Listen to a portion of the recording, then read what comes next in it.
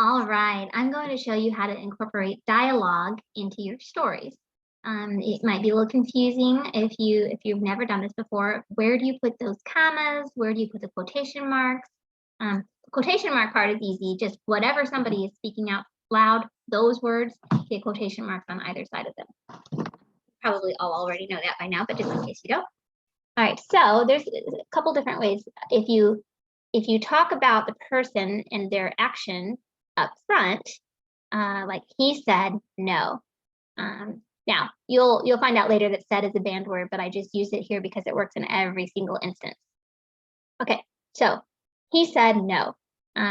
Before he starts speaking, in that case, you would put a comma.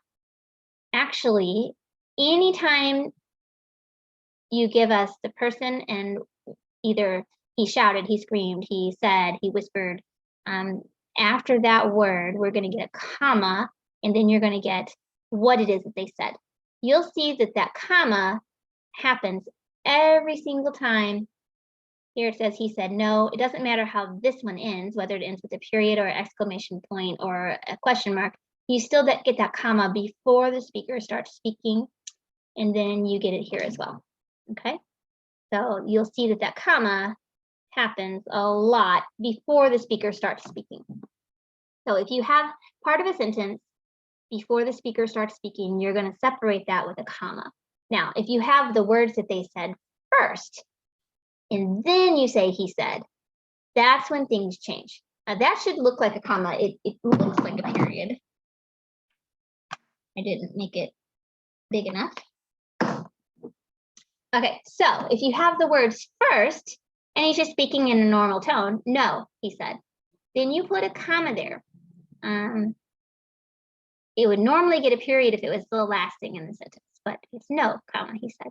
If he's excited, it's no exclamation point, he said. Now, you don't capitalize he said because normally we would put a comma there, but because he's really excited, it's no, he said. It's all one sentence. And then down here, no, he said. And that's why I used the word said, so I wouldn't have to say screamed, answered, asked, or anything like that, which that would have been fine too. Okay, so you see here that if this would normally have a period after it, it gets turned into a comma, unless it's at the end of the sentence, and then it's your period.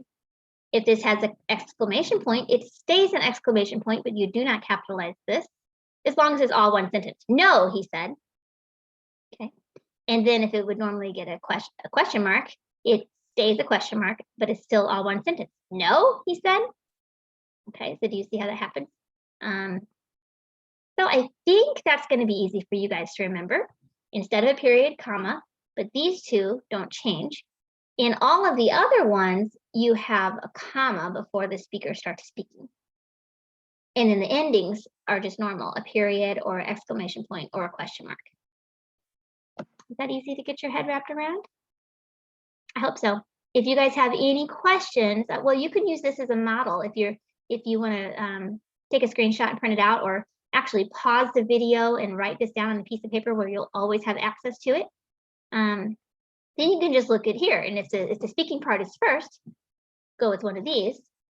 If you're telling about the speaking first and then putting what they say last, then use one of these. Okay? Yeah, and just keep that around when you write, especially if you're writing dialogue. Okay. All right, I hope that helps. And again, if you have any questions, you can just contact me. All right, bye guys.